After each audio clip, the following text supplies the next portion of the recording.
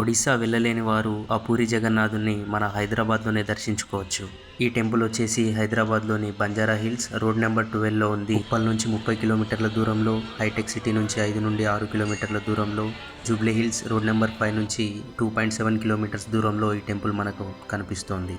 ఈ ఆలయం టైమింగ్స్ వచ్చేసి పొద్దున 5 గంటల నుంచి మధ్యాహ్నం 12 గంటల వరకు మరియు సాయంత్రం 5 గంటల నుంచి రాత్రి 9 గంటల వరకు తెరిచి ఉంటుంది. ఇక్కడ ఉన్నటువంటి టెంపుల్లో మనం జగన్నాథ స్వామిని మాత్రమే కాకుండా మహాశివుణ్ణి, ఆ విఘ్నేశ్వరుణ్ణి, హనుమంతుణ్ణి, అలాగే మహాలక్ష్మి అమ్మ, మహావిమలమ్మను కూడా మనం ఇక్కడ దర్శనం చేసుకోవచ్చు.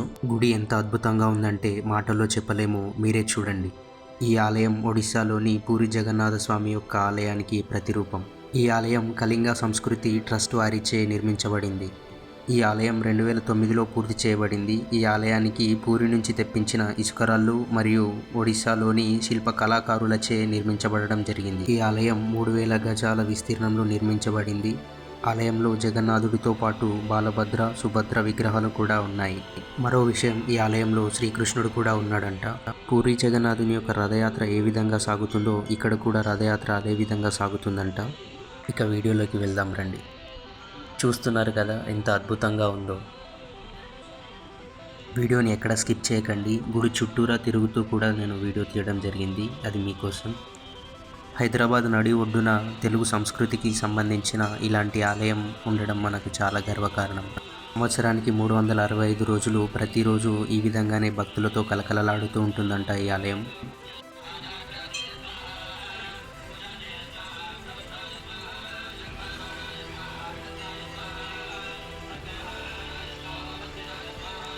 మరోవైపు నుంచి గమనిస్తే ఈ ఆలయం అయోధ్యలోని రామ మందిరానికి కూడా కొంచెం పోలికగానే అనిపిస్తుంది.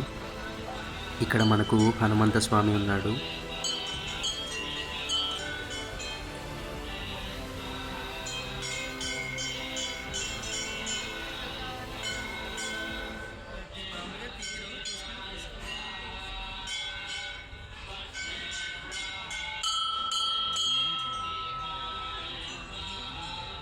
జగన్నాథ స్వామి యొక్క ప్రధాన ద్వారం ఇదే. ఇక్కడ నుంచి కొంచెం ముందుకు వెళ్తే మనకు గర్భగుడి కనిపిస్తుంది, అది మీకు తర్వాత చూపిస్తాను. ఇక్కడ చూడొచ్చు మనం వనవాసంలో రాముడు కానీ తర్వాత కృష్ణుడు వాళ్ళు ఆ కాలంలో ఎలా ఉన్నారు ఏంటి అనేది బొమ్మల రూపంలో మన ముందల ప్రదర్శించడం జరిగింది.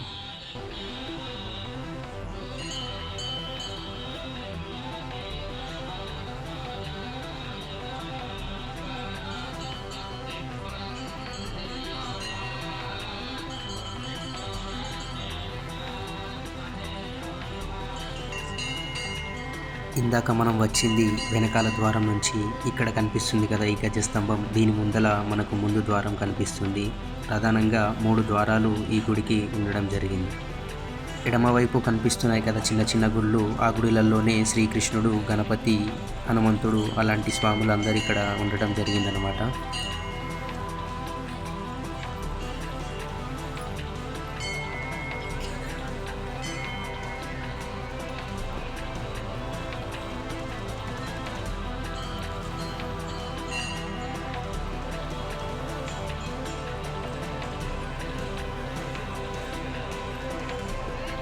ప్రతి ఆలయంలో దేవుడి యొక్క ఫోటోలను, వీడియోలను దగ్గర నుంచి తీద్దామని అనుకుంటే అక్కడ మనకు పర్మిషన్ లేదన్నమాట. అందు గురించి నేను కొంచెం దూరం నుంచి తీస్తున్నాను వీడియో.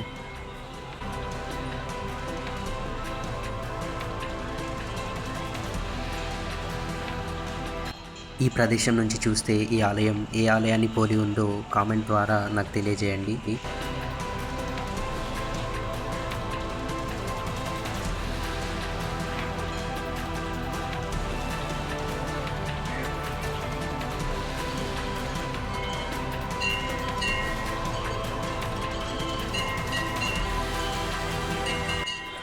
చూస్తున్నారు కదా ఎంతమంది పబ్లిక్ ఉన్నారో. ప్రతిరోజు కూడా ఈ విధంగానే ఉంటుందంట.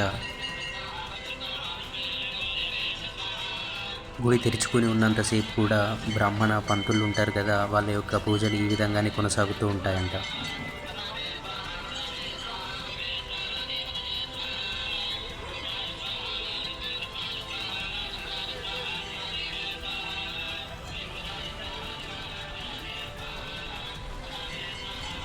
ఈ ద్వారమే మనకు గర్భగుడిలోకి వెళ్ళడానికి ప్రధాన ద్వారం అన్నమాట. ఈ ద్వారం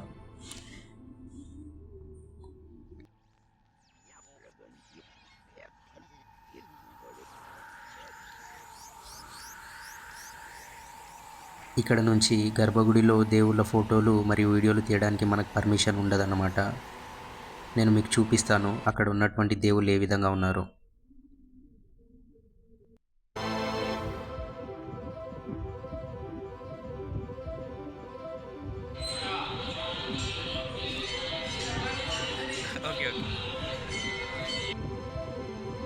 చూస్తున్నారు కదా, ఇక్కడ ఉన్నటువంటి మొగురం. గ్రామీణ భాషలో అయితే వీటిని మొగురం అనే అంటారు. అంటే మన ఇంట్లలో కూడా ఉంటుంది కదా, ఆ విధంగా అనమాట. కనిపిస్తుంది కదా, అదే గర్భగుడి. అంటే బయట నుంచి ఈ విధంగా కనిపిస్తుంది మనకు. వీటిని స్తంభాలు అని కూడా అంటారు, ఇందాక నేను మీకు చూపించిన వాటిని.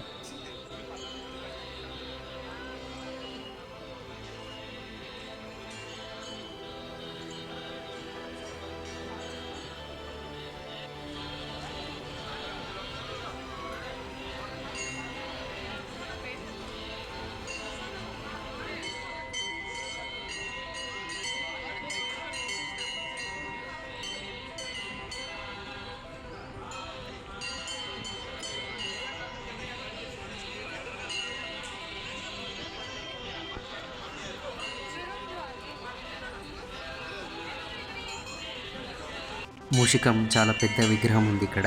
మూషికం అనగానే మనకు గుర్తుకొచ్చేది ఖచ్చితంగా అక్కడ మనకు విఘ్నేశ్వర స్వామి ఉంటాడని. చూస్తున్నారు కదా.